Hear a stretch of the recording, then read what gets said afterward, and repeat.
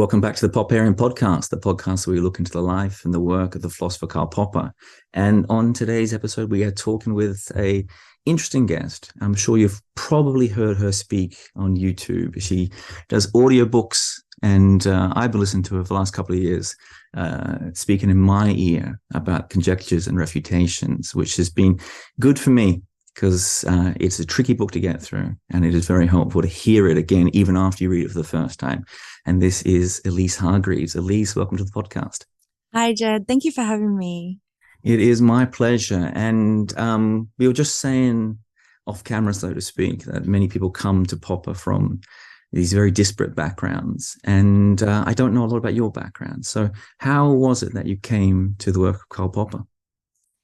So, I guess my journey into science and epistemology probably started when I was 16.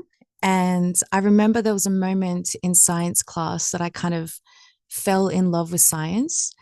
And it was when the teacher was talking about the galaxy and the cosmos, and that there were billions of stars and there were billions of galaxies.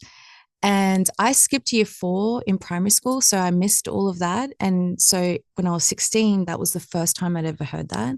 And I was just like blown away by how like amazing that was.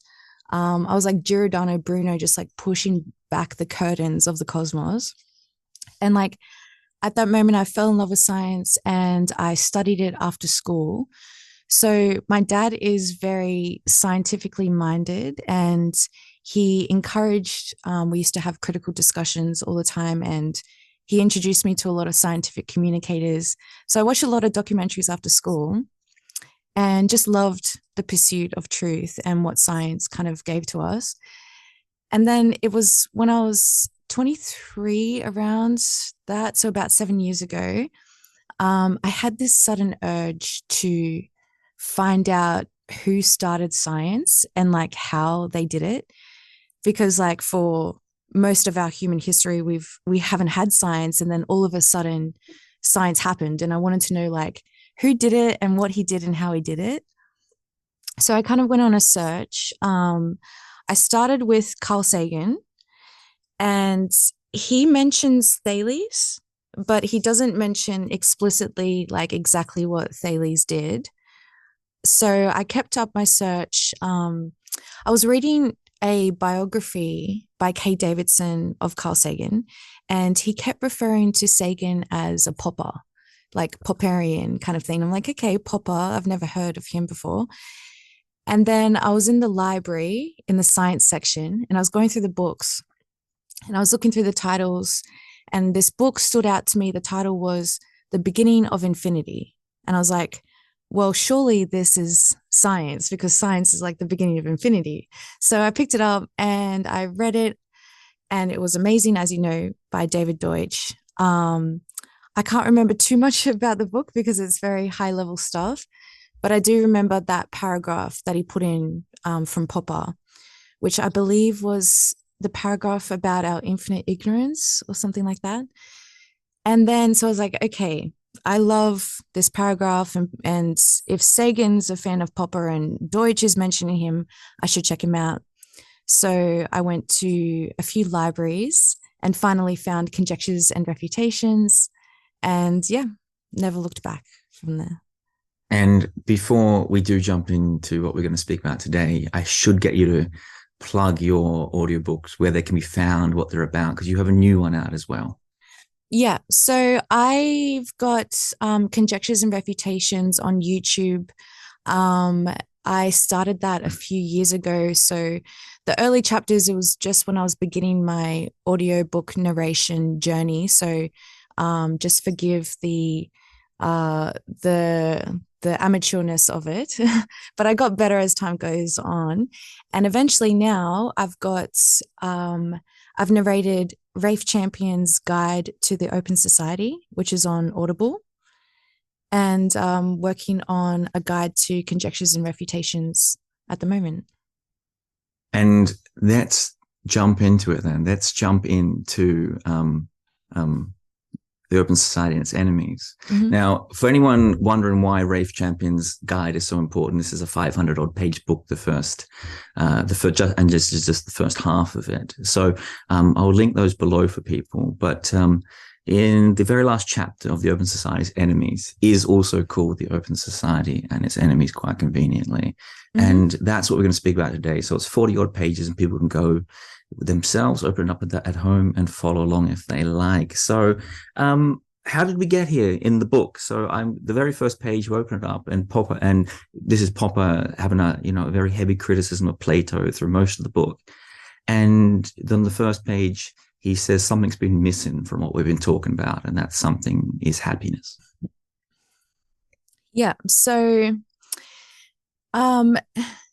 Plato, he kind of felt that his judgment of Plato as a party politician, just trying to arrest and slow down the open society of a society that he hated was a bit too harsh. And maybe he went back to try and see if he could refute his theory. And he found that the only refutation he could find was in Plato's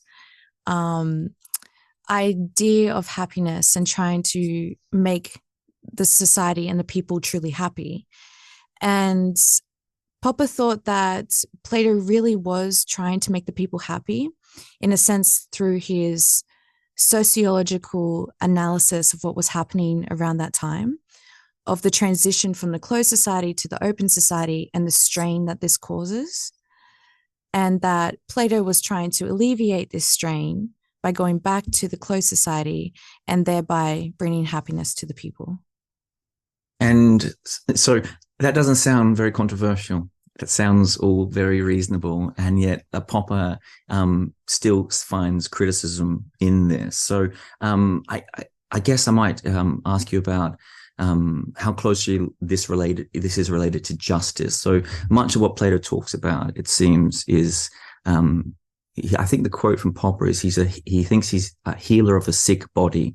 Mm-hmm. And a lot of what happiness is about justice and finding your place. And I might open that up and tell me what this broader concept is, and why it's still problematic, why it is still a challenge, and why Popper still doesn't like it very much.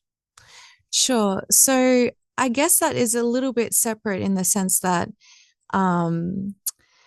the justice that Plato was talking about was totalitarian justice, which is that if one was to keep their place and kind of sacrifice their own individuality for the collective, then that would be justice. And what real justice is what happens to the collective, the tribe, rather than the individual. So that was a kind of totalitarian justice. And you could say the same about happiness as well, which Popper does mention that you could say that Plato's ideal of happiness is the same as his totalitarian justice. But Popper was trying to go a little bit beyond that. He was trying to say that he thought that Plato was really benevolent, that he was really trying to heal the people from this sickness that had happened, which is the breakdown of the closed society to the open society. And it was like a good intention that he had to go back. What is that strain, that sickness that you spoke about there, this move from a closed society to open society? So, of course, we're going to be speaking about those terms a lot, so we don't have to open them up entirely right now. But what is the strain that he saw in the society around him? Yeah. So with the closed society, what we've had for most of mankind has been kind of tribal ways of life, where we have the regularities of social life on one side and the regularities on nature on the other side. And both are believed to be kind of magical, taboo, natural things. So it kind of lies in this lack of distinction between the regularities on this natural regularities and regularities of social life. Both were believed to be unquestionable, natural, and imposed by a supernatural will. So that was the closed society, and there wasn't much change in this closed society. There wasn't much personal decision or moral problems like we're faced with today, because everything's decided for you when you're born. You know who you are, you know how you have to act. There's no questioning these things. It's just how it is. So there's no personal decision or personal responsibility. That only comes with the open society. So in the open society, that's where we find individuals confronted with personal decisions and personal responsibilities, and the ability to rationally criticize and discuss these kind of social norms or conventional norms, where we can actually have the ability to change them. Why Plato?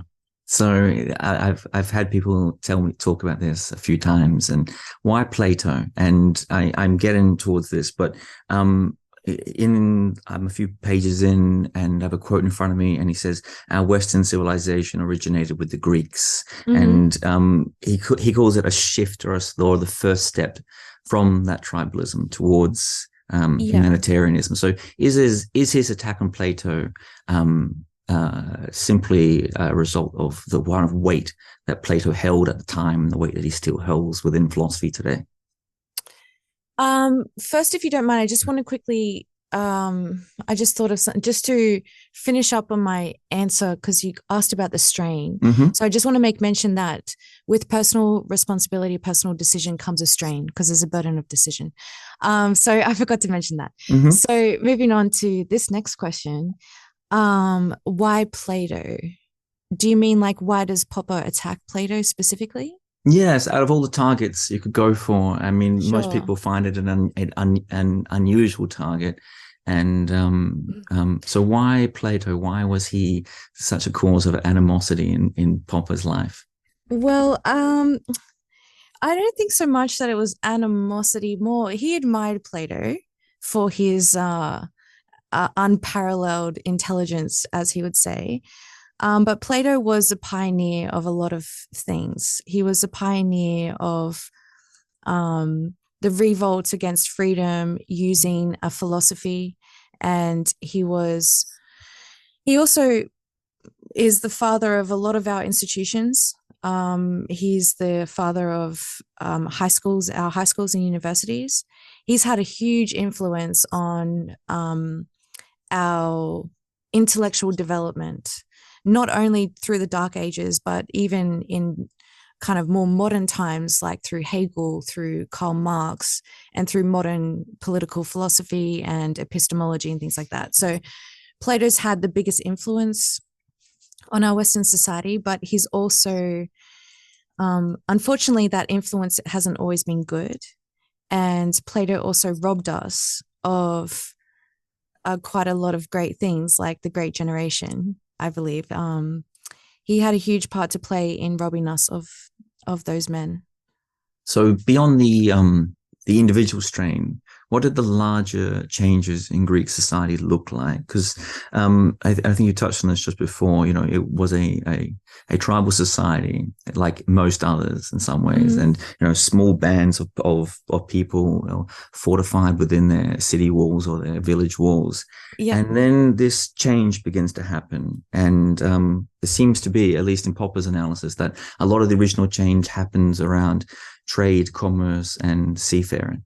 Yeah, that's because close contact with other tribes is liable to diminish the feeling of necessity with which tribal institutions are viewed. So when you come into contact with other tribes and they do things differently, you start to think, well, maybe the way we do things isn't so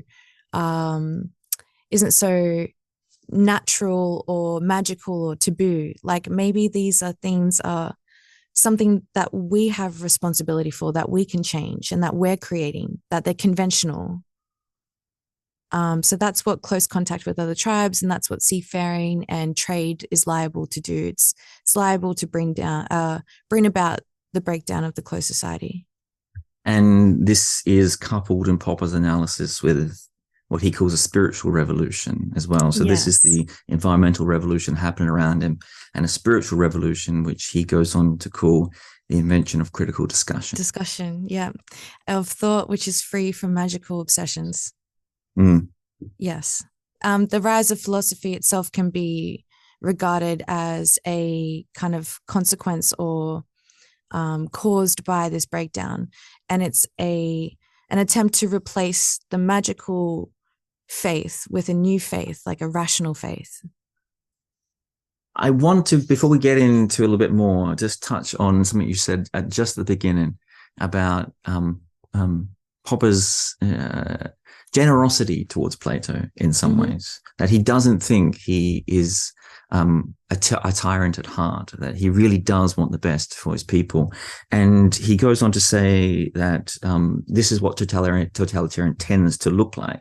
And the more he read Plato, Popper, the more he began to think that that Plato's idea and Plato's mistakes were what all totalitarianism looked like. And he says things like many totalitarian governments and thinkers profess things like freedom is important, and they claim to say these things, and it's just they've missed a few details which drag them into the darkness. Well, it's not. I'm not sure. I wouldn't describe it as such. I would describe it as what Plato was a pioneer of, probably unconsciously, is the great secret of the totalitarian, which is, as Popper writes, formulated in our own time by Pareto as take advantage of sentiments instead of wasting one's energies in futile efforts to destroy them.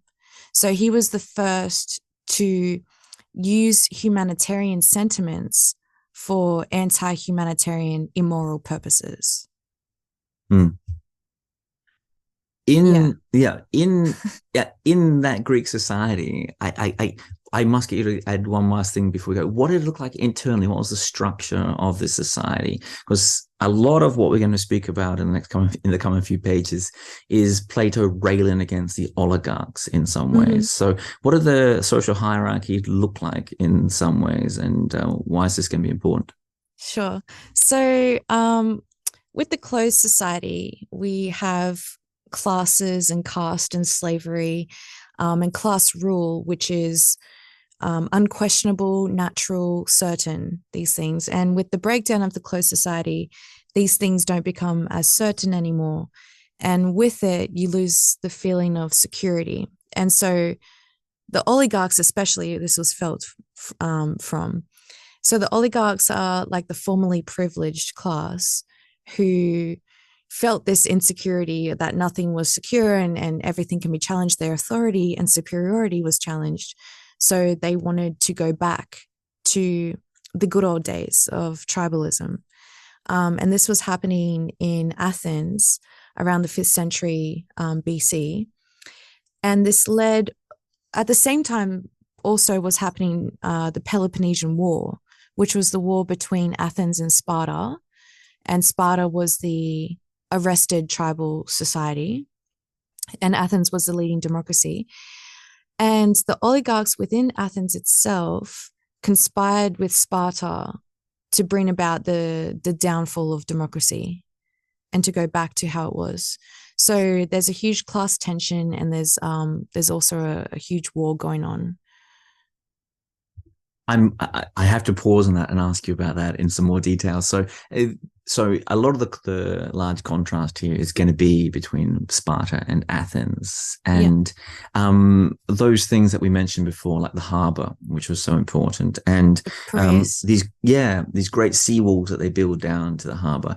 The oligarchs, Popper writes, they grew to hate them. Yeah, as they were symbols of the change in society. Yes. So I might get you to just explain in a bit more detail that shift from the hatred of how their own society is changing, or the dislike or the fear, whatever it is, to then completely betraying their own society to an enemy in hopes of bringing it down and therefore restoring it. Yeah, so class interest superseded their own patriotism, which often happens with oligarchs.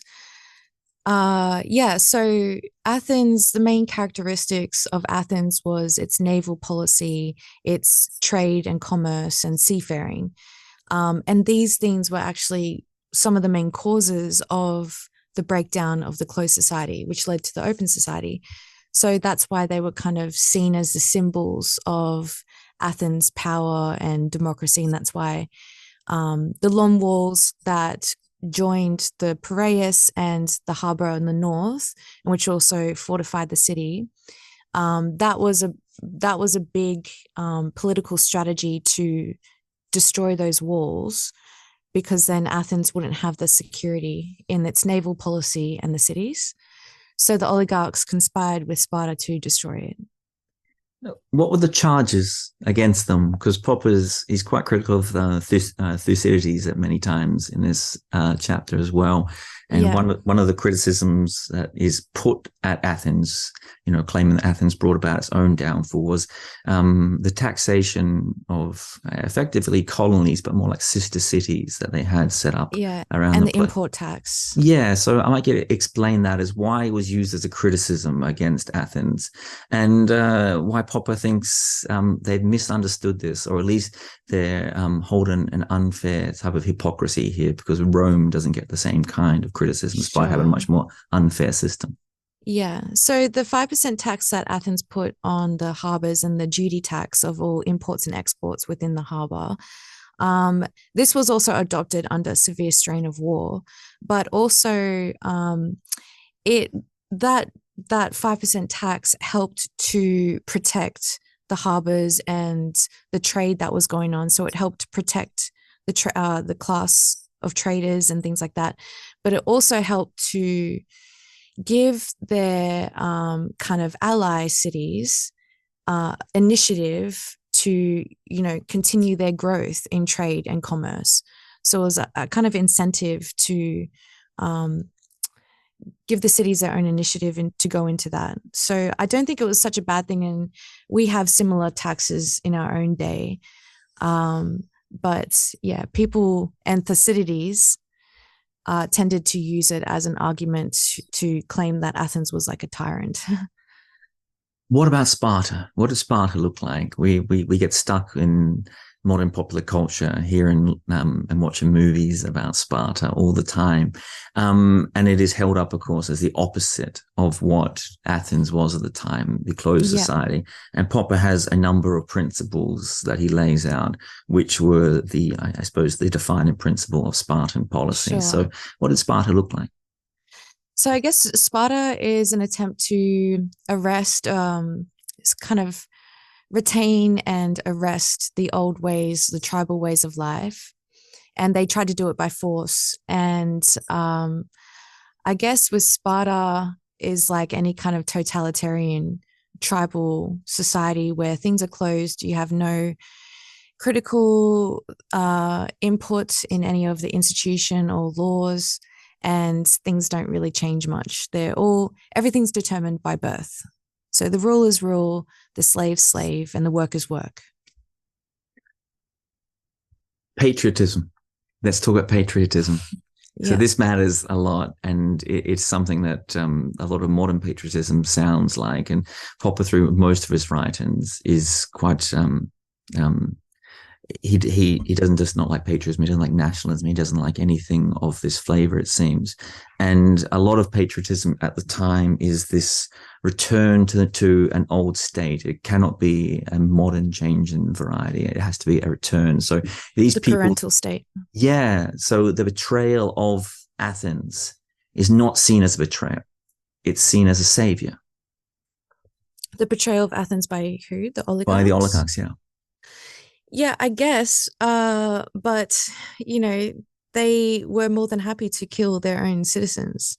So I don't know if they want to word it as it's not a betrayal, but because they were saving, and whatever terminology they use, you can't refute the facts that they were willing to kill their own people and destroy their own city in order to regain control over it.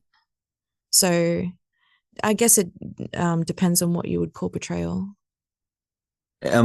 What is the you mentioned it at the very beginning of our discussion here. What is this great generation? The Great Generation was the generation around the Periclean age. So they were the first generation to kind of formulate the principles of the open society. And We have Pericles, who was the leader of democracy, the leader of Athens during the Peloponnesian War, who was the one who formulated the principle of political individualism and equalitarianism. And then you have Protagoras and Democritus, who formulated the principles of criticizing institutions and laws and saying that these aren't natural, but they are conventional. They're man-made, and insisting at the same time that we're responsible for them. And then you have the school of Gorgias. You have Alcidamas. I may be saying these names wrong. Alcidamas, Lycophron, and Antisthenes, who was a very close friend of Socrates. So Alcidamas formulated the principle of anti-slavery. So Athens was very close to eliminating slavery. Then you have Lycophron, who formulated the principle of political protectionism. So the idea that the main aim of the government should be to protect minorities and everyone, individual citizens, from injustice. And then you have Antisthenes, who formulated the principle of anti-nationalism, which is basically the universal empire of man. And then you have the greatest of all, Socrates, who taught that we have to have faith in reason, but beware of dogmatism and stay away from, I'm paraphrasing, I don't know if you realize it, but I'm paraphrasing him a lot, as I do. Socrates, who taught that we have to stay away from mythology, which is the distrust of reason, but also stay away from the magical attitude of those who would make an idol of wisdom, and who taught that the spirit of science was criticism. And Popper goes on to write that he thinks that this generation, at least people of it, I think it's Democritus, if you read them, he says, it sounds as though they are writing, they couldn't have possibly have been doing it, of course, based on the dates, but it sounds as though they are already writing an attack on Plato. Yeah, well, especially Pericles, and especially Pericles' funeral oration, which is one of my favorite speeches of all time. I remember when I first read that speech, a tear just came to my eye. Like I've never read anything in my life that was just so beautiful. So Pericles' funeral oration seems like a direct attack against Plato, because Plato and the oligarchs, they were already attacking these ideas during Pericles' time. So he was already kind of doing his rebuttal towards them. And the revolt against freedom, they always use the same stock and trade arguments. So that's why it seems like an attack on everyone that came after him. And if that is the light and the memory that we should want to have of Athens, on the other side of this, I should get you to explain who the 30 tyrants are and who Plato's uncle was. So the oligarchs conspired with Sparta, and some of the leaders of the oligarchs were Critias and Charmides, two of Plato's uncles. And they conspired with Sparta to create kind of like a puppet government under Spartan protection, and brought about, helped to bring about the downfall of Athens. And this led to the rule of the 30 tyrants, and to, as Popper refers to it, and I think is traditionally referred to as the 8 months of terror. So these oligarchs, or this Spartan puppet government, during that 8 months, were killing scores of citizens in the streets. They killed more citizens than had died in the past 10 years of the Peloponnesian War. And it was actually 1% of the population every month. So in today's time, it's unparalleled. And I can't even imagine what it would have been like, because Critias and Charmides, Plato's uncles, and a lot of the other oligarchs of the 30 were Athenians, and the citizens would have known them. Like, I can't even imagine what it would have been to know the people that were doing this to your family and friends. It's just terrible. So that's what happened during the 8 months of terror. That's I'm going to ask you about one of the charges that was held against Athens by the 30, and that was a kind of and Popper uses the word a few times. It's kind of colonialism of a kind, and I think it's from Pericles' funeral oration. He says things, I'm going to have to paraphrase, but we do not copy our neighbors, but we go out into the world and we stand. Try to set an example. Yeah, something along those lines. And so why is this not colonialism in a way? They don't want to copy, they don't want to follow, they want to lead, they want to guide, and they want people to follow them. Yeah, the school of Helios. Well, this imperialism and colonialism of Athens was rather liberal. They oftentimes, when they would bring in an ally city, they would let the city continue to have exactly the laws that it did, continue to, govern exactly as they were before, but they were to be treated as equals and to be treated as citizens in their city. And the cities had their own initiative and things like that. So basically they were trying to create a universal empire of man. So it was kind of similar to what Rome tried to do, but Athens tried to do something a little bit better.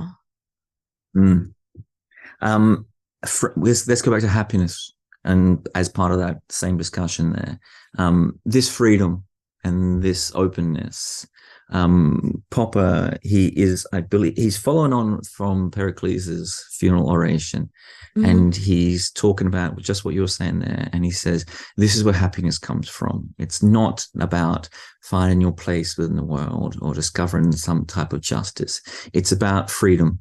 And the freedom, the fruit that comes from that freedom. Happiness is the fruit of freedom that of valor. Yeah. So please, I'll leave the floor open to you. So why does happiness come from freedom as opposed to what Plato was talking about, where you find your place within society? The slave is good at slaving and etc. Yeah. So, they're very closely they sound similar, don't they? And that was Plato's main trick and spell, is that he made it sound quite similar. Is you do what's best fitted for you and what your true nature is. When you're born, you find out what's good for you and you kind of do that. So it kind of sounds similar to what Pericles was saying, is that freedom, finding out what you want to do, that's where happiness comes from. So, Plato was very intelligent in how he worded his ideas of happiness. It sounds similar to that. But I think Pericles is we don't nag our neighbor if he chooses to go his own way. But Plato couldn't say the same thing, because for Plato, the tribe, the collective, stands higher than the individual, and the individual should sacrifice themselves for the greater good. And if they are by nature a slave, then they have to slave, because that's what they're born to do, and that's in their nature. So yeah, that's the way that Plato kind of related it to Pericles' freedom, but they're two very different things. Let me channel my inner Plato here and try. What would the response to be to something like this? If Plato, and this is the argument that he has here, is you can talk about individual freedoms and individuality and how happiness comes from that, but what we really want is not the people to rule or everyone to have their say. You want the best people to be in the best positions that suit them, to make the right decisions for the benefit of society, and that will benefit the individuals.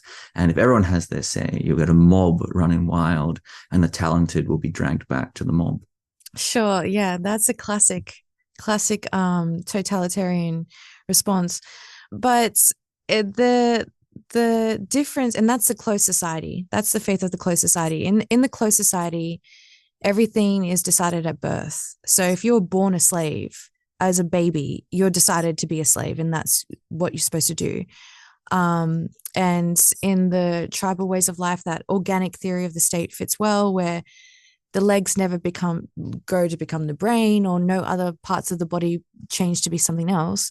But in the open society, we see that members can strive to rise socially and take the places of other members. And this is important because this is where individuality arises, where even a slave can learn new things, as Socrates taught.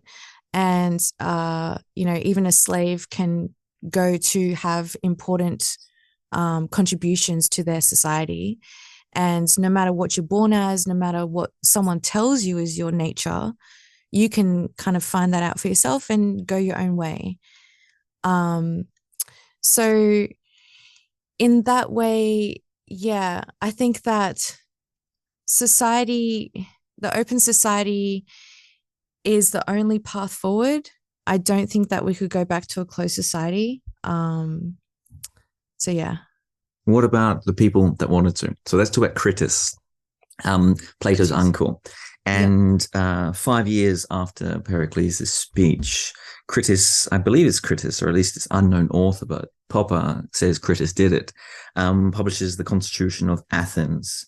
And he says this is a really deep-seated attack upon what Athens was and everything it should be, an attack upon the growing naval claims of the country, attack upon the democracy, and says there cannot be a compromise between these two worlds. So I might get to take that on as in this really hard pushback that was coming at the time. And of course, Popper goes on to say at one point, now this slipped by me the first time reading this, that it was that Plato must have felt Pericles' speech, and it must have hurt him as well, that he goes on in the Republic to caricature Pericles. That's Popper's quote. In the Menexus.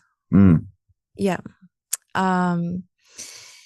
Yeah. So the old oligarch pamphlet that was handed out a couple of years after Pericles' speech, and it was a reaction against Pericles' speech. And Plato himself would have deeply felt, and I believe gave himself away when he mentions that, Socrates, when after hearing Pericles' speech, took him a few days to wake up and realize where he was, kind of thing. And I think what Plato's trying to get at is the incredible influence that these ideals have, and the strength of this new faith of faith in reason, humanitarianism, equalitarianism, these things that had never been quite formulated before. The strength of these was definitely felt by Plato, and he tried to combat them in himself. And that's what Popper says, is that what we witness in Plato is this inner conflict between the influence that Socrates had on him and the influence that the great generation had on him, and him trying to combat that influence in himself against the ideas of the closed society and the tribal ways of life of Sparta and Crete. So we see it in a conflict with Plato trying to fight these ideas. And as you mentioned a couple of times, Popper is never short of steel manning his opponents in some ways. And one of the steel man arguments that should go the way of Plato and his allies in this was just how hard the shift is to an open society. It's I think he has a quote somewhere in this. I don't have it before me, but he goes on to say, it's as if you're educating the next generation to abandon the past that you had. You expect in the future to be radically different to what we have today.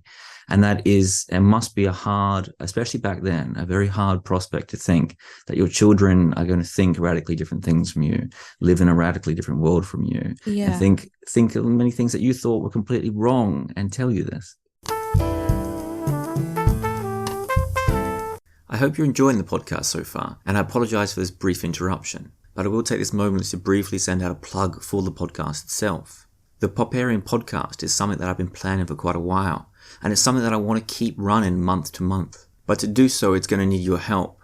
If you're willing or able or interested, please go to the links below the podcast and support us however you can. It will be your help as listeners that keeps the podcast going and keeps the content coming out, and I thank you in advance. And with that said, we will now return to the second half of the interview. Thanks for listening. Yeah. Well, it's still a transition that we're still going through today. Like, we're only in the very beginnings. This only happened 2,500 years ago. Compared to the long history of humanity that we've had, it's only in the very beginning stages. So this kind of strain and this kind of transition is still taking place.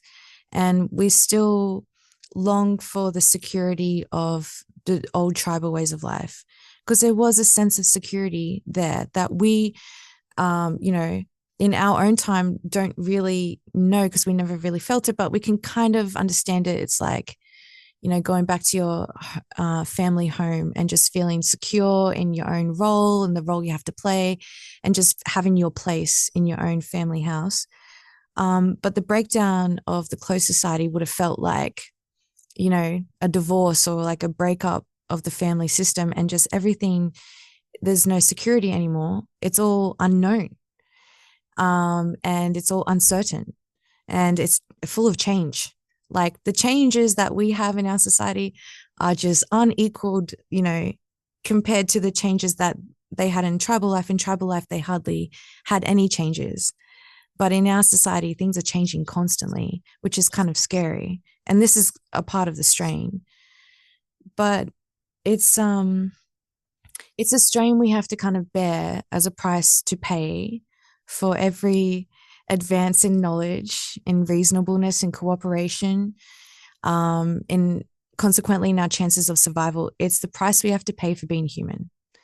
So we have to go out into the unknown, the uncertain, the insecure, using whatever reason we have to guide us as well as we can, to plan for freedom and security. Before we get to Socrates and why he's blamed so heavily for so much of this, and Plato as well, I think he mentions at least once in his article his chapter, the place of historicism. I know he speaks about this a lot more earlier in the book.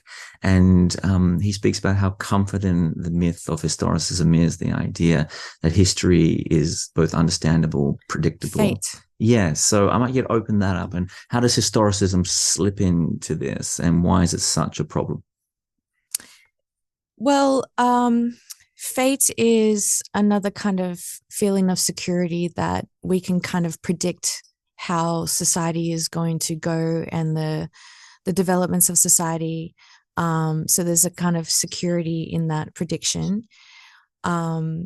So historicism tends to look to the past to try and say, well, these are kind of tendencies and laws in history, and if we follow those, it leads to these things, which is what we find in Karl Marx, especially. And one last thing before Socrates, we have to talk about the Ionian philosophers. And I've done this before in a podcast very early on. The place that Popper holds these particular philosophers, people like Xenophanes and Anaximander, is incredibly high. And he says, the fact that they perhaps didn't go as far as they would like was, as you just said there, is because this was a very embryonic change to the open society. But he is very congratulatory of the courage that these people showed and the insight they had. Yeah, especially Xenophanes. So Xenophanes holds a special place, I think, for Popper, because Popper, what kind of spurred him into his delve into epistemology, philosophy, science, and all of this, was he was a Marxist. I think he was only about maybe 19, and he was in Austria, and there was a Marxist kind of protest, and the police came in and shot and killed a number of his close friends.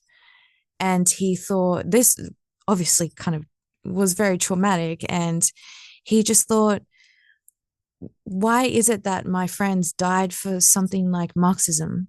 Like, feeling that they knew something, that we had a fate, and the social revolution was going to happen, and they were willing to die for it. And so he had this thought of, well, how much can we know?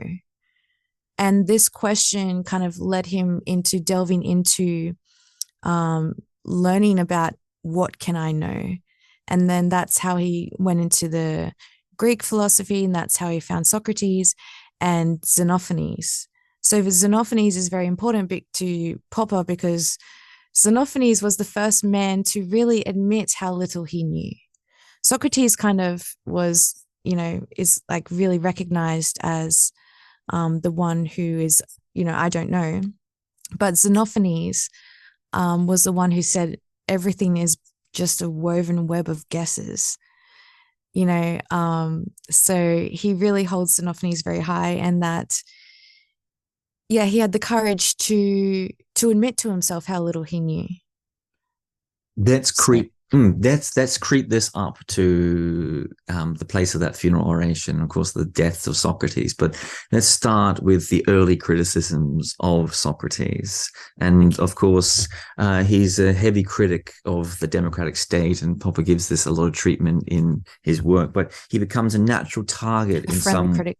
Yeah, but of course, it's a hard line. Well, it's not a hard line, but it can be a difficult thing for some people to see. A criticism of democracy is not a criticism of it's not a love of totalitarianism in a way. So I might yet open that up, and these early charges that were put at Socrates' at the door. Yeah. So Socrates' criticism of Athenian democratic institutions was friendly.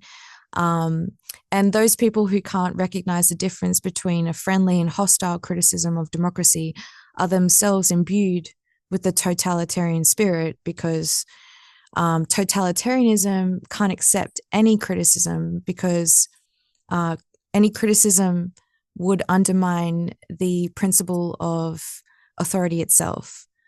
So they can't accept any criticism as friendly. But Socrates was definitely friendly, and in fact, the very life or heart of democracy. And that's what he tried to do. He tried to give the open society the faith it needed, and the criticism, the faith in critical discussion, and the faith in reason that it needed. He would often take interest in young, promising youth who he thought were going to hold an important station one day within the city. And he would take interest in them to see if he can convert them, if they were oligarchs. So oligarchic family ties never deterred him from taking an interest in the youth, putting them under his wing, and trying his best to convert them to the democratic institutions. But these associations were to cause his death. Why did they cause his death? Just for people that are completely ignorant of the matter, what was it that brought that about, and what was the charges against him in this way? Yeah, so two of his disciples were Critias and Charmides. So if you remember, they are two of Plato's uncles who became the leaders of the 30 tyrants who conspired with Sparta to do the 8 months of terror and everything like that. So they were his associates. And once the Democrats defeated this puppet government and democracy was reestablished and normal legal procedures were reestablished, a case was brought against Socrates. So as you can imagine, the prosecutors, they weren't trying to say that Socrates was guilty of everything that Critias and Charmides did. They knew that Socrates never wanted them to do that. But rather what they wanted to do was stop him from teaching, because in the view of the results of his teaching, can only be like bad for the city. So they wanted him to kind of stop his teaching, and that was it. So there also was a political amnesty against an amnesty towards all crimes which were committed before the reestablishment of democracy. So they weren't actually allowed to mention specifically Critias and Charmides. But everyone knew that's what they were talking about. So they gave it the rather clumsy and misleading charge of corrupting the youth. But everyone knew that they were referring to those notorious cases. And even in Socrates' defense, he publicly admitted that I have no sympathy with the policy of the 30. In fact, I risked my life when they tried to implicate me in their treacherous crimes. And so some of my closest associates were ardent Democrats who actually fought the 30 and killed them and defeated them. So the facts are known that it was about Plato's uncles, but they weren't mentioned openly. And the prosecutors didn't so much want to make a martyr of Socrates. They didn't want him to die. They wanted him to either stop his teaching, or they actually wanted to exile him. And there was a chance given to Socrates to leave and to flee. But he said, no, I'm not going anywhere, because if I leave, then that will just prove my disloyalty to my city, and that will show that, I've been an enemy of democracy, but I never have. So what better way to prove my loyalty than to die for it? So he didn't compromise his principles, and he died for it. And I want to paraphrase Popper here because I just love it. He said that Socrates showed that a man can die not only for fate and fame and other grand things of this kind, but for freedom of critical thought and for a self-respect which had nothing to do with self-importance or sentimentality. Yeah. And the first of many, actually. Many men have died for the same thing. I could name Giordano Bruno, Galileo, under the Inquisition, which Plato elaborated in the laws. But Socrates was the first man to die for freedom of critical thought. Before we get to the end flourish here, where Plato twists Socrates' memory and uses it in his own way, there's a point in this where Popper is very keen to correct the historical record in some ways, and he says that the great story of the Spartan War, of the Peloponnesian War, is that Athens lost, and the walls were destroyed, and the democracy was over, and the great burgeoning civilization ended. And he says this is a major distortion. Distortion. Yeah. What it should be remembered for was that the Democrats fought on. Only 70 strong to begin with. So explain how this was not. So it's a strange end, because most people that do have a history of the Peloponnesian War in their mind have that as the end point, that the Spartans won, and there was some righteousness or some failings on the Athenian side. But showed the weakness of democratic government. Yeah. And I believe that probably has to do with Thucydides' authority and influence in history, because Thucydides was an oligarch. He wasn't as extreme as the people who, conspired with Sparta, but his heart wasn't with Athens, which was his native city, and they actually exiled him. So although he tried to be impartial in his historical accounts, he doesn't censor any kind of moral judgments or opinions. He leaves those in. So I think that it may have something to do with Thucydides, and I think it may also have something to do with Plato as well. So I'm not too sure. One last thing before we jump into Plato distorting Socrates here. We skipped over the soul, just slightly there, and of course it does come into what we spoke about in terms of reason and what Socrates was doing, having these discussions with these people, which in many ways wanted to destroy the Athenian state, but Socrates wouldn't abandon them. He wanted to talk to them. He wanted to change them. And Popper goes on to say that he believes it was Socrates who created, the original conception of the state as we know it today. That is the soul. Is this thing that is reasoning and more than just the physical body we have. Yeah. Well, Socrates tried to stay away as much as he could from metaphysical ideas.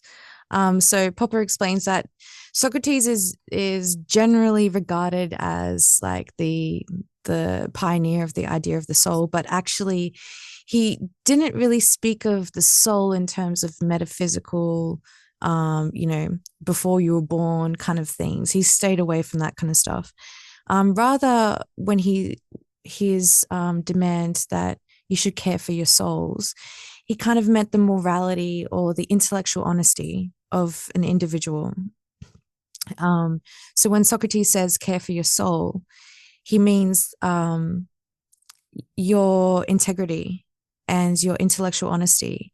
And although people may be able to harm your body and control your body, they cannot harm your soul.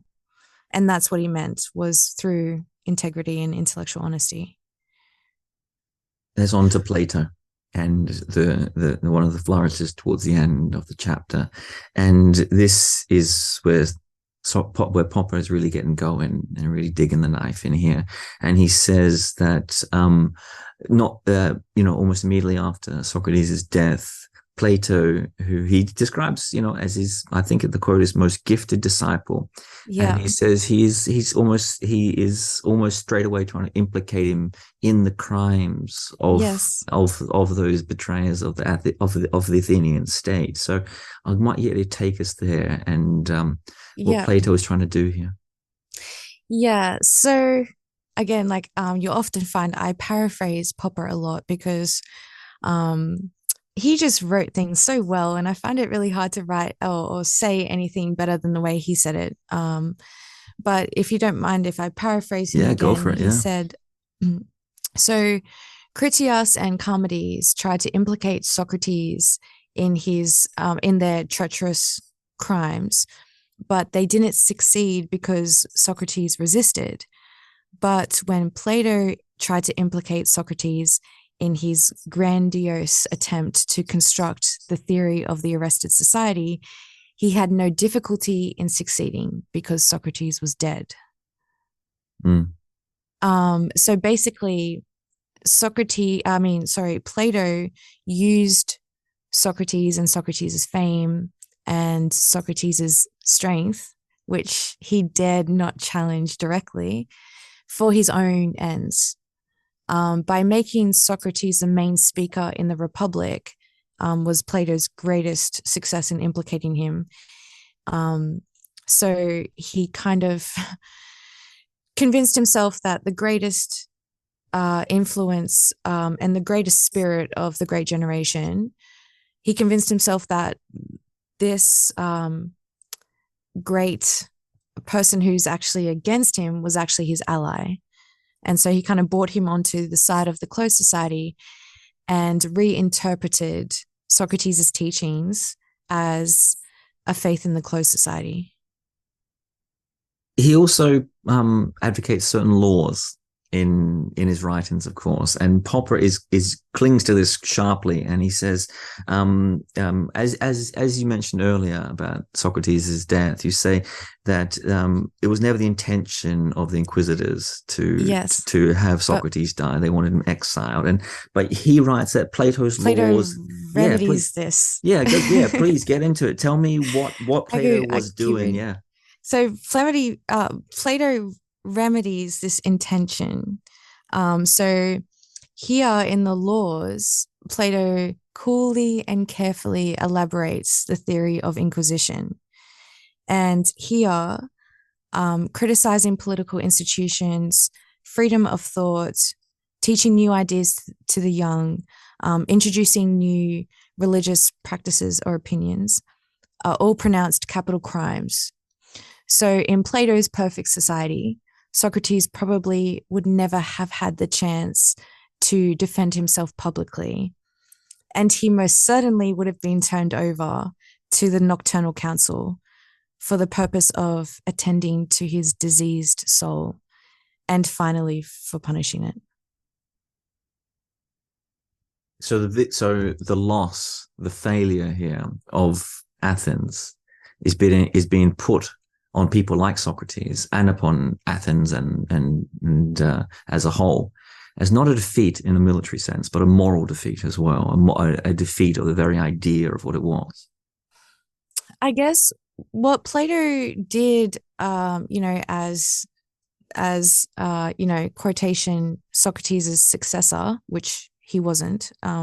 Socrates' only successor was Antisthenes.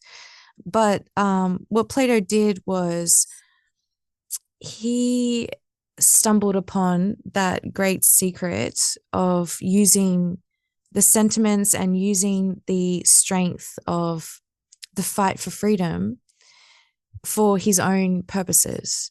So he kind of robbed us of what Socrates was really trying to teach and said that actually what Socrates was teaching was this, which was about the closed society. So men must learn that justice is inequality and that the collective, the tribe, stands higher than the individual, which is completely opposite to what Socrates taught, but he put it in the mouth of Socrates. So everyone thought that he was fighting for a reason, but he actually wasn't. Well, let me offer a couple of critiques here that Popper brings in himself, if I can channel my inner Plato again here. Isn't it a reasonable criticism of Socrates to say that he was a Platonist in a way in terms of structure of society? He wanted everyone to find out what they didn't know and find out where they lacked wisdom, become more intelligent, gain more knowledge. And isn't this the same thing as hoping for your society to be ruled by a group of learned philosophers? No, well, Plato's idea of learned philosophers was people who had achieved truth. And Socrates' idea of intellectual honesty and wisdom was those who knew how little they knew. Socrates' wisdom was of the modest seeker, but Plato's was of the possessor of truth. So there's a very big difference in wisdom there. Complete opposite. Okay, another one then. Another. Here, how about this one? How about the idea that Socrates, as you mentioned earlier, had found a lot of young men in his orbit, and people who he thought were destined to be influential in Athenian society and in politics. He'd taken them under his wing. He had educated them in certain ways. And this in itself means he was a participant in the political order and somehow responsible for the errors that these people made and the power politics that they played. Well, only they should be held responsible for their own actions. But as much as Socrates did have an influence over them for some time, but, people are going to do things that, even the great Socrates probably couldn't convince them otherwise. Their feelings of superiority and their wishing to go back to how things were just kind of defeated Socrates' teachings, and there's nothing that he could have done about it, but at least he tried, and he wasn't willing to let them go without a good fight, so that's what he did. One last one then. One last one. And this, sure. I might actually quote Popper on this one himself. And of course, Popper is challenging Plato as well. He says, had Socrates not been killed by democracy? And if so, had democracy not lost any right to claim him? This is the system that he set up, was the system that put him to death. And therefore, anyone afterwards claiming he is our champion had completely abandoned the right by that. Well, that's just unfair, because Plato can't claim him for the closed society, because he died for the open society. He died for democracy, and they didn't want to kill him. They wanted to exile him, and in the view of what his teaching had resulted in, they just wanted him not to do it anymore because they were scared it was going to happen again. But Anytus, I believe it was Anytus, the leader of democracy, and the prosecutors, they didn't want him to die. So it's not that democracy had lost all claims to him. It's only he that can say who claimed, like, what side he's on. And he died for democracy and for Athens and her institutions. He was completely loyal to what democracy was and tried to give it the faith it needed, which is faith in reason. So only he is allowed to claim which side he's on. No one's allowed to claim him but himself. What does Popper think about an argument like this, perhaps in the sense of Plato was simply making a mistake? He was misinterpreting Socrates. So is it? Yeah, please. Yeah. I don't think it was a mistake. Well, not that it was a mistake. He reinterpreted rather than misinterpreted. So it's not that he didn't understand Socrates, because he very much felt the influence of Socrates, and you see in the Apology that it's very Socratic, but he reinterpreted Socrates' teaching to be a faith in the closed society. So yeah, he kind of used Socrates' name and Socrates' overwhelming strength, which he didn't want to challenge openly, to his advantage. So he just he kind of used it to go back to closed society. Should we have sympathy for Plato in this? Because if he was aware of what he was doing, I think at some point Popper says he must have had a bad conscience in this way. Yeah. He must have known what he was doing, and it must have hurt him. I think he goes on to talk about, when Plato talks about the need for harmony, this is his bad conscience bubbling up again, and he must. It shows how much he must have suffered by twisting Plato's words, Socrates' words, as he did. Sure, yeah, the way he describes the soul as a class conflict. I think that Plato was trapped by the internal logic of anti-humanitarianism and the internal logic of power. It kind of caught him in its net, and yeah, I guess he kind of just lost faith in reason that Socrates had, and he was battling under this strain, which was very new at this time, 2,500 years ago, the strain of civilization.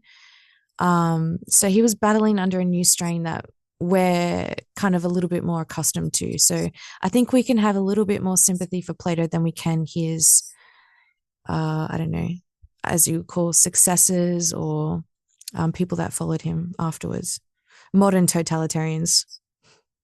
There's a point towards the very end of the book where Popper says that he thinks that Plato must have been impressed by the creed of the open society. He must have been in some ways overwhelmed by how positive and how reasonable it sounded. And this is something that he really struggled to overcome. So how should we view that Plato didn't just think it was wrong, he thought it was right, and he was impressed by it and still chose to twist in the other direction?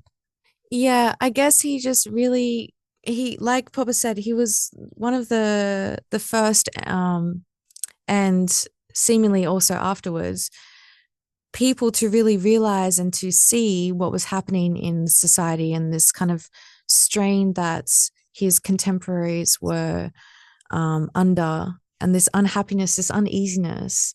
And he saw more clearly than anyone else before what the strain was caused by.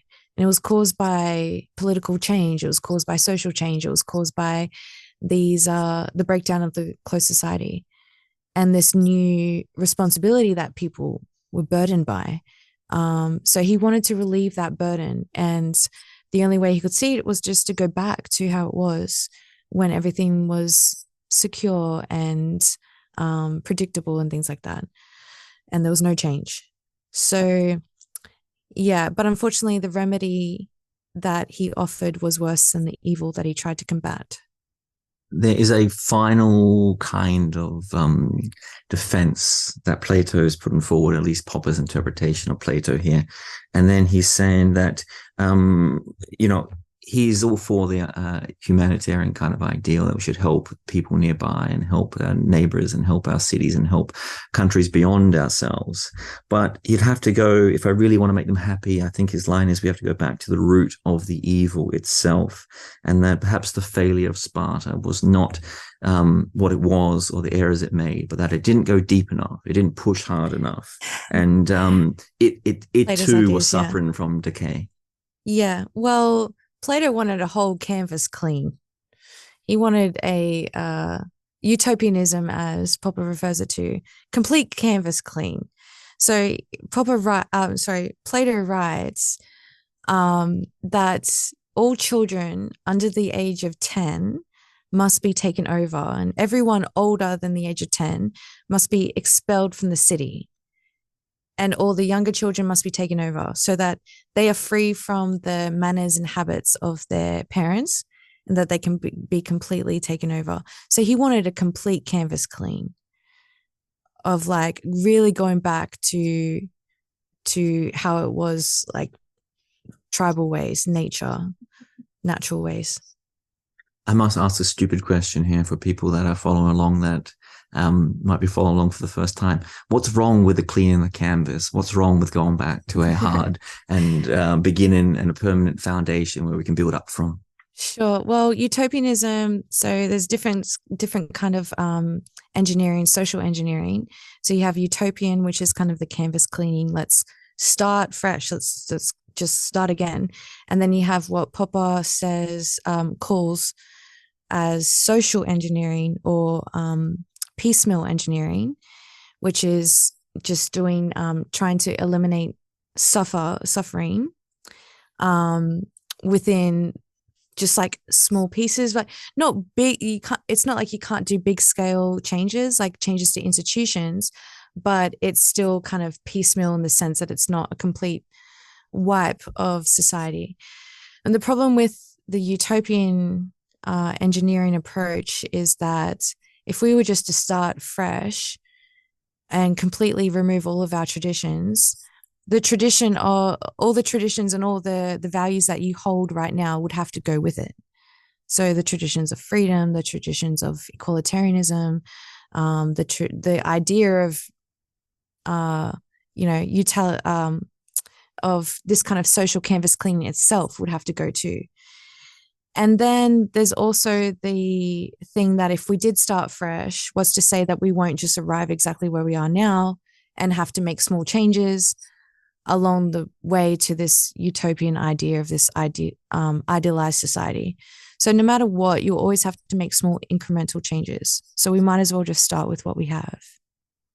One more silly question then about to defend tyranny, if I can try. What about the intent, the hope that we can have more than suffering and struggle and incremental change and this slight improvement? I think Popper calls it carrying the cross of being human. What is wrong with hoping for something more than that? That not only can we stop all change and the problems that come from that, but that we can all be intently satisfied within a perfect kind of, I think he calls it a heavenly state, where Sure. justice is perfect and everyone is happy and yeah. So your question is, why can't we take the cross off our shoulders? What's wrong with the impulse, so to speak? And also trying to make everyone happy. Well, Yeah. for one, I believe that, and Popper believes that happiness should be left to individual initiative and private initiative. I don't think politics should have anything to do with happiness of the people. That's for them to find out for themselves. What politics and what government should have to do with is suffering injustice and protection of its individual citizens from injustice from other citizens. But when it comes to happiness, politics should have nothing to do with it. So then the second part of the question is, why can't we eliminate this cross off our shoulders? Well, we can't actually go back to the closed society. An artificially arrested society will never will never be like the genuine deal as it was, because once you've eaten of the tree of knowledge, paradise is lost. So this open society is really kind of the only way we can go forward. We can't squash these ideas. We can't silence these ideas. They're already here. And I don't think we could ever silence them or go back. And in terms of relieving the strain, I guess it's like it's the price we have to pay. And this strain we have to bear. The strain is caused by the effort which life in an open society continually demands from us, an effort to be rational, to take care of ourselves and to accept responsibilities. It's the price we have to pay for every increase in knowledge, in reasonableness, in cooperation, in mutual help, and consequently in our chances of survival. So it's the price we have to pay for being human. A couple more last questions on the topic. One of the things that comes up in this is the sort of outgrowths that Popper sees coming out of Plato and coming out of this poor impulse and this mistake that he has. And he says he was trying to make people so happy that he slipped into, and he lists these things. He slips into defend and lion, into political miracles, taboos, the suppression of truth, even to brutal violence. He developed a hatred for his own people. And Popper, I think, begins to claim that this is inevitable. Once you have that desire of a perfectly happy state, all those other manifestations will begin to creep in, and you begin to see, the outgrowths of your own illness. Yes, well, utopianism just does generally lead to totalitarianism. Like the trying to construct this ideal society does generally lead to tyranny, to totalitarianism, to violence, to all of those dreadful things. So it does kind of lead from that. And yeah. So what was the start of the question? Can you repeat that? Oh, I was talking about the those outgrowths there, and where they come from, and the idea that these things will inevitably come, they will inevitably happen, and they are always going to be the painful little side effects that you begin to have from a good intention. And I mean, for any modern totalitarian or someone who thinks they're slipping into it, it's a nice enough lesson to keep an eye out for what is happening to you, even if your intentions are the greatest. If you start slipping into these kind of errors, then you know you are making a huge mistake. Yeah. And that's the problem with trying to reach the ideal of happiness for people. It leads inevitably to these consequences. And many of the tyrants and dictators in the past were benevolent. They really were trying to what they thought was going to be best. But unfortunately, to get to where they wanted to go, this ideal of happiness, they had to make sacrifices along the way. And these sacrifices involve very bad things. So that's a problem with having this ideal end for politics. But rather than having an ideal end, we should have piecemeal engineering, which is just slow incremental changes to not to make people happy, but to but minimize suffering as much as possible. And that should be the kind of goal or focus of political proposals. So one of the suspicions, I wonder how you think about this and how you see this. Should we be suspicious of people who claim that they are trying to make us happy, regardless of who they are in our lives? Is that in itself always a a tyrannical kind of beginning, because it is a common piece of language. I think a common impulse in many people today, Yeah. where they see loved ones or they see family members or even friends, and they think, I want to make that person happy, and they even say Yes. that is their intention or their goal or their attitude or even their life goal. Yeah. So is that a worry in all circumstances, how you see it or not? Yeah. So what Popper says is one thing about happiness is it's like loving someone. So when you love someone, it's like wishing to make them happy. And you kind of not push, but give them ideas of what you think will make them happy. So it's like, hey, check out this movie, or check out this album, or check this out, I think you'll like it. We kind of push our ideas of happiness onto the people that we love because we wish them to be happy too.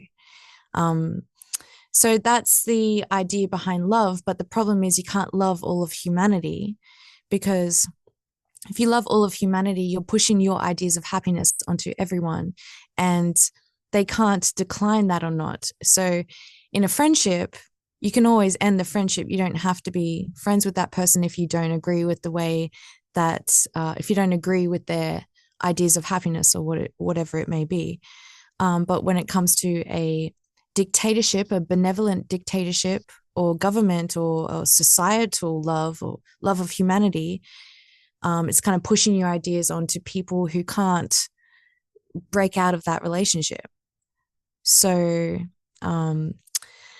that's why you should love only your close friends and family, or concrete individuals, rather than trying to love all of humanity, because you don't want to push your ideas of happiness onto everyone.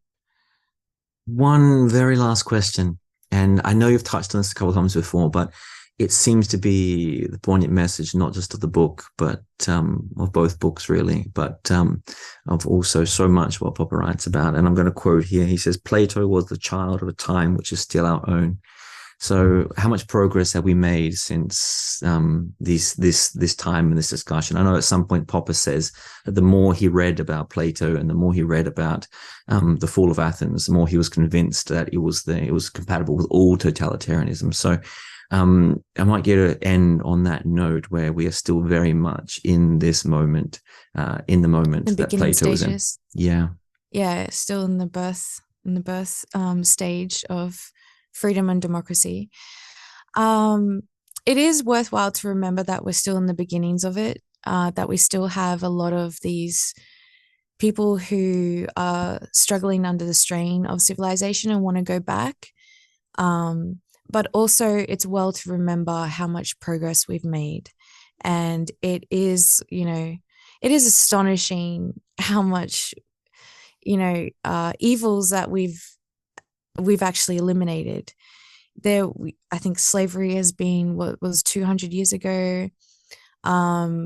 We have like mass poverty, which has almost been eliminated, was a mass phenomena, but now it's kind of just in isolated cases. War, like world wars, I'm quite sure have been eliminated as well. I don't think we'll have another world war as big as the wars we had before. The penal penalty, we've eliminated that. We've made a lot of progress in terms of individuality, humanism, equalitarianism. And, every day I'm astounded by how much progress we've made. And I'm so happy to see individuals expressing themselves in ways that we were never able to before. So our society is definitely aiming at humanism and reasonableness, for sure. That is a great note to end the podcast on as well. So the chapter we've been speaking about is the final chapter from the first book of The Open Society and Its Enemies. That's chapter 10. And of course, I am going to link below the podcast places where you can go and find Elyse's work online and listen to it for yourselves. Elyse Hargreaves, thank you so much for your time. It was such a pleasure. Thank you, Jed. It was a lot of fun. Thank you.